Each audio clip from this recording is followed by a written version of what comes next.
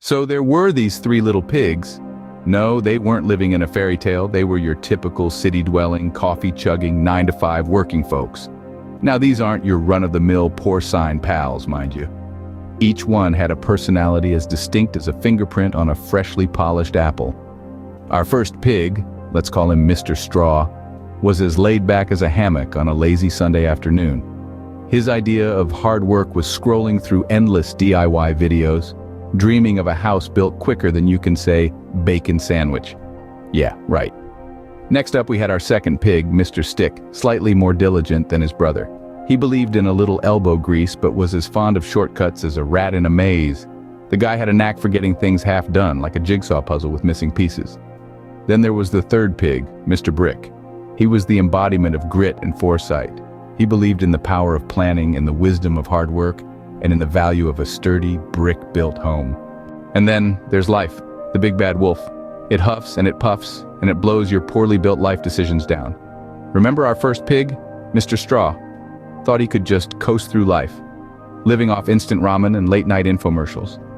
But when the wolf showed up as an unexpected bill, well, let's just say his house of straws turned out to be a house of cards. Then there's pig number 2, Mr. Stick. He thought he was a bit smarter, investing in some quick fixes. Sure, duct tape can fix a lot of things, but it can't hold off a wolf dressed up as a broken-down car or a leaky roof. But don't fret, folks, it's not all doom and gloom. Enter stage right, our third pig, Mr. Brick. He's got his hard hat on, a blueprint in hand, a budget, a builder, and a glint in his eye. Overkill? We'll see. When life, or our metaphorical wolf, came knocking at Mr. Brick's door, it got a pretty solid knockback. Now, this wolf had a reputation for huffing and puffing, but let me tell you, when he tried to blow down that brick house, he might as well have been blowing out birthday candles. Mr. Brick, sipping his tea, not a care in the world. He's thinking, I told those other two, straw and sticks won't cut it. But did they listen? Nope. Meanwhile, the wolf's out there, cheeks puffed, face red as a tomato, trying to blow down a brick house. I mean, talk about not reading the room, right?